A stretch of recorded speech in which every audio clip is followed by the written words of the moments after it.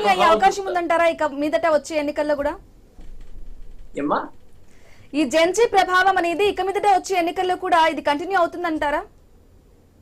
ఖచ్చితంగా అవుతుందమ్మా. జెన్జీ ఖచ్చితంగా అవుతుంది, చాలా డిఫరెంట్ గా కూడా అవుతుంది. ఎక్కడ డిఫరెంట్ అవుతుంటే తమిళనాడులో డిఫరెంట్ గా అవుతుంది, కేరళలో కూడా డిఫరెంట్ గా అవుతుంది. వాస్తవంగా ఇప్పటి నుంచి మేము ఆ యొక్క పని మీదనే ఉంటాం, వాస్తవాన్ని తెలియజేస్తాం. మేము ఎక్కడ కూడా కాదు, రియల్ డెవలప్మెంట్. మేము ఎక్కడికి వెళ్ళినా కూడా 2014లో 13 లక్షల కోట్లు ఉండేది, ఈ రోజు 54 లక్షల కోట్లకు తీసుకుపోయినాం. అట్లా వెళ్ళింది కాబట్టి ఈ రోజు, ముందు అప్పుడు 32% రాష్ట్రాలకు నిధులు వస్తే ఇప్పుడు 42% నిధులు వస్తున్నాయి. ఆ కారణంగానే రాష్ట్రాలు బతుకుతున్నాయి, రాష్ట్రాలు సక్రమంగా ఉంటున్నాయి. రాష్ట్రాల నుంచి వచ్చే ఆదాయాన్ని కూడా సక్రమంగా రాష్ట్రాలకు ఇస్తున్నాం కాబట్టి ఈ రోజు డెవలప్మెంట్ అనేటువంటిది రాష్ట్రాలు కానీ కేంద్రం కానీ జరుగుతుంది. ఎప్పుడు కూడా భారతీయ జనతా పార్టీలో మాకు ఎప్పుడు ఒక మాట చెప్తుంటారు, దేశాన్ని ఒక పరిపూర్ణమైన భారతమాత లాగా మేము చూస్తాం. కాశ్మీర్ బాగుండాలి, కన్యాకుమారి బాగుండాలి, అరుణాచల్ ప్రదేశ్ బాగుండాలి, గుజరాత్ బాగుండాలి, మధ్యలో ఉండేటువంటి మధ్యప్రదేశ్ బాగుండాలి, ఢిల్లీ బాగుండాలి, కేరళ మనకు వ్యతిరేకంగా ఉండేటువంటి పార్టీలు అక్కడ గెలిచినా కూడా కేరళ కూడా బాగుండాలి, బెంగాల్ కూడా బాగుండాలి. బెంగాల్ కూడా మేము మమత అంత రాక్షసంగా ప్రవర్తించి హిందువుల మీద ఒక రకమైనటువంటి దాడులు చేస్తూ అనేక రకాలైన అవినీతి, ఆడపిల్లల యొక్క మానభంగాలు చేసిండేటువంటి వాళ్ళందరికీ ప్రొటెక్షన్లు, అవినీతి చేసిండే వాళ్ళందరికీ ప్రొటెక్షన్లు ఇచ్చినప్పటికీ ప్రజాస్వామ్య పద్ధతిలో వాళ్ళ రాష్ట్రానికి రావాల్సినటువంటి వాటా కన్నా కూడా ఎక్కువగానే అక్కడ డెవలప్మెంట్ కోసం ఇవ్వడం జరిగింది భారతీయ జనతా పార్టీ. మా లక్ష్యం ఎంతవరకు ఉంటుందంటే ప్రతిపక్షమా మా అపక్షమా అనేటువంటిది కాదు, దేశం అభివృద్ధి చెందాల. ఇప్పుడు వాజ్పేయి గారు ఎప్పుడో మాట చెప్పేవాళ్ళు, ఆ రోజుల్లో సోనియా గాంధీ ఒక స్టేట్మెంట్ ఇచ్చింది, చూసారా వాజ్పేయి గారు అధికారంలోకి వస్తారే భారతీయ జనతా పార్టీ అధికారం అణుబాంబు తయారు చేస్తుంది, దీనివల్ల మనమందరం కూడా నాశనం అయిపోతాము అని చెప్పేసి అనింది. ఇది కేవలం ముస్లింల కోసమే తయారు చేసినటువంటి అణుబాంబు అని కూడా ఆమె పిచ్చిగా కామెంట్ చేసింది. అప్పుడు వాజ్పేయి గారు చెప్పారు, అమ్మా నీకు నాకు తెలుసు వాడు ముస్లిం అనో హిందూ అనో, అణుబాంబుకి ఏం తెలుస్తుంది తల్లి, ఇంత అమాయకంగా నువ్వు మాట్లాడుతున్నావా, తెలివి లేకుండా మాట్లాడుతా ఉన్నాడు. సిగ్గుతో ఆమె తలదించుకుంది పార్లమెంట్. ఇలా ఉంటాయి వాళ్ళ యొక్క ప్రవర్తనలంతా కూడా. మనకు దేశం అంతా ఇప్పుడు నార్త్ ఈస్ట్ ప్రాంతంలో అన్ని సంవత్సరాలు పరిపాలించిందే కాంగ్రెస్ పార్టీ ఎక్కడైనా వచ్చిందా? నార్త్ ఈస్ట్ ప్రాంతంలో క్రిస్టియన్స్ ఎక్కువగా ఉండేటువంటి ప్రదేశాల్లో కూడా భారతీయ జనతా పార్టీ ఈ రోజు పూర్తి మెజారిటీతోనే వస్తుంది కదా. గుజరాత్ లో అనేక ప్రాంతాల్లో ముస్లింస్ ఎక్కువగా మెజారిటీ ఉండేటువంటి నియోజకవర్గాల్లో కూడా వస్తుంది కదా. కొన్ని చోట్ల మున్సిపాలిటీస్ లో 45% ముస్లింస్ ఉండే చోట 36 సీట్లు కూడా భారతీయ జనతా పార్టీ గెలుచుకుంది కదా. అయితే ఇప్పటికీ కూడా మీడియాలో కొంతమంది విదేశీ శక్తులు, సోరోస్ యొక్క శిష్యులు, రాహుల్ గాంధీ, స్టాలిన్, మమతా ఇట్లాంటి వాళ్ళు డబ్బు ఖర్చు పెట్టి, అవినీతి డబ్బు ఖర్చు పెట్టి దుష్ప్రచారం చేస్తున్నారు. ఆ దుష్ప్రచారం రాబోయే రోజుల్లో జన్జీ పూర్తిగా తిరగబెడుతుంది. కామన్ ప్రజలకు కూడా వాస్తవాలు తెలియజేస్తుంది, అభివృద్ధి తెలియజేస్తుంది. దాని ద్వారా నెక్స్ట్ ఎలక్షన్స్ లో కూడా దేశం మంచి రిజల్ట్స్ తీసుకొని వస్తుంది, దేశం ఇంకా అప్రతిహతంగా ముందుకు వెళ్తుంది.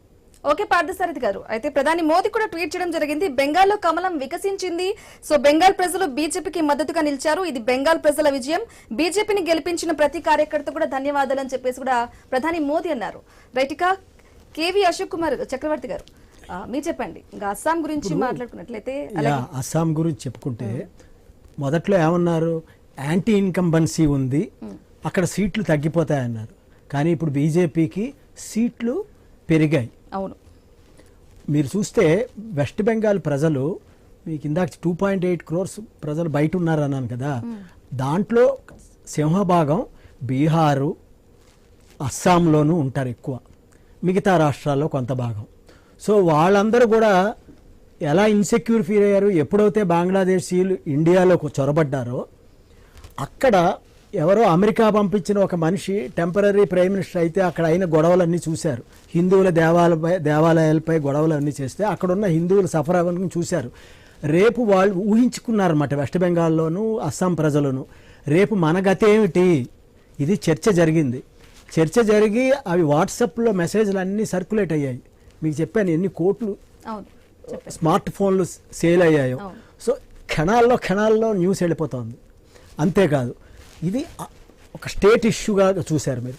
సెంట్రల్ గవర్నమెంట్ ఎలా సక్సెస్ అయింది, సింధూర్ మన పాకిస్తాన్తో జరిగితే ఒక పక్కన దేశం యొక్క ప్రగతిని కాపాడుకుంటూ డిఫెన్స్ రంగంలోనూ స్పేస్ రంగంలోనూ ముందుకెళుతూ మనం ఎలా విజయం సాధించామనేది కూడా వాళ్ళు చూస్తున్నారు. అరే మనకి ఇతర దేశాల నుంచి ఉన్న దుష్ప్రభావాన్ని ఎలా తొలగించగలదు మన ఈ గవర్నమెంటు, మనల్ని కాపాడగలదు అనేది వాళ్ళు తెలుసుకున్నారు చక్కగాను.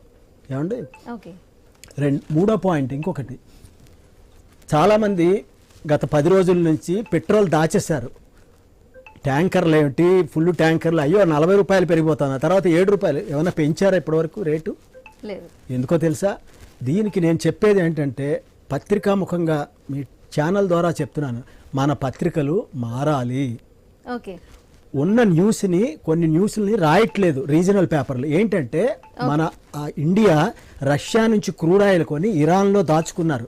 46 షిప్పులు 47 షిప్పులు క్రూడ్ ఆయిల్ అక్కడ ఓకే, దాచారు. అశోక్ చక్రవర్తి అది గారు, మనకు మనం రావడం discussion continue చేద్దాం. ఒక షార్ట్ బ్రేక్ తర్వాత స్టే విత్ us.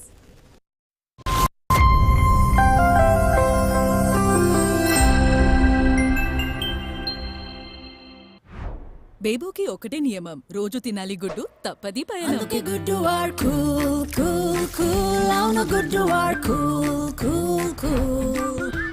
సమ్మర్లో ఎనర్జీ తక్కువ ఉంటుంది, తినండి గుడ్డు, ఎనర్జెటిక్ గా ఉండండి. స్ట్రెంగ్త్ ఇంకా పవర్ లభిస్తుంది రోజు, విత్ ప్రోటీన్స్ మినరల్స్ లా డైలీ డోస్. గుడ్డు ఆర్ కూల్ కూల్ కూల్, అవును గుడ్డు ఆర్ కూల్ కూల్, అవును గుడ్డు are cool cool cool. Sunday అయినా మండే అయినా రోజు తినండి గుడ్డు.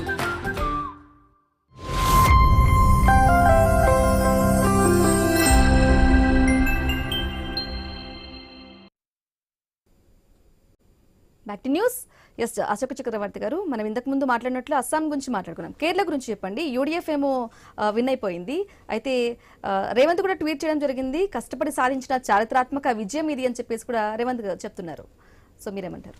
చూడండి, ఒక నాయకుడు, ఆయనే నేను తప్పు పట్టట్లేదు. యాజ్ ఎ సైంటిస్ట్ మేము అక్కడ ఏ పార్టీకి ఎలా లేము.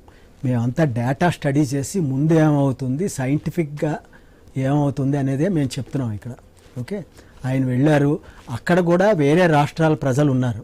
ఒక సౌత్ ఇండియా నుంచి, ఒక సౌత్ స్టేట్ నుంచి ఒక ఆయన వెళ్ళి ఒక సక్సెస్ఫుల్ చీఫ్ మినిస్టర్గా ఎలక్ట్ అయ్యి చేస్తున్నాడు కనుక కొంతమంది అక్కడ వాళ్ళు వేశారు ఓటు. కానీ కేరళ హిస్టరీ చూస్తే ఎప్పుడైనా సరే మీ జంజీలు ఇవన్నీ రాకముందే ఆ ప్రజలు తెలివితేటలతోటి ఎల్డిఎఫ్ కానీ యూడిఎఫ్ కానీ, అమెరికాలో చూడండి 2 ఏళ్ళు ఒక పాలన ఉంటుంది, రిపబ్లిక్ కానీ డెమోక్రటిక్స్ కానీ, తర్వాత మార్చేస్తారు. అలాగే అక్కడ కూడా ఎప్పుడు మార్చారు, ఎప్పుడు కంటిన్యూస్గా 4 సార్లు చీఫ్ మినిస్టర్లు చేసిన వ్యవహారాలు లేవు అక్కడ మీరు గత 25 ఏళ్ళగా చూస్తే. సో అది వాళ్ళ యొక్క ఫ్యూచర్ ఆలోచనని తెలియపరుస్తుంది. అక్కడ ప్రజల యొక్క తెలివితేటలు ఏమిటి, ఆలోచన విధానాన్ని మనకి తెలియపరుస్తుంది. సో అది ఎక్స్పెక్టెడే, మేమైతే ఎక్స్పెక్ట్ చేసాం అక్కడ యూడిఎఫ్ వస్తుంది, కాంగ్రెస్ పవర్లోకి వస్తుంది అని. ఇది పెద్ద విశేషమేం కాదు. దానికి కారణం ఏంటంటే లిటరసీ రేటు. వాళ్ళు మన ఒక దశాబ్దన్నర క్రితం ముందే వాళ్ళు 98% లిటరసీ రేటుని అచీవ్ చేశారు. తర్వాత మనం గ్రో అయ్యాం మిగతా స్టేట్లు.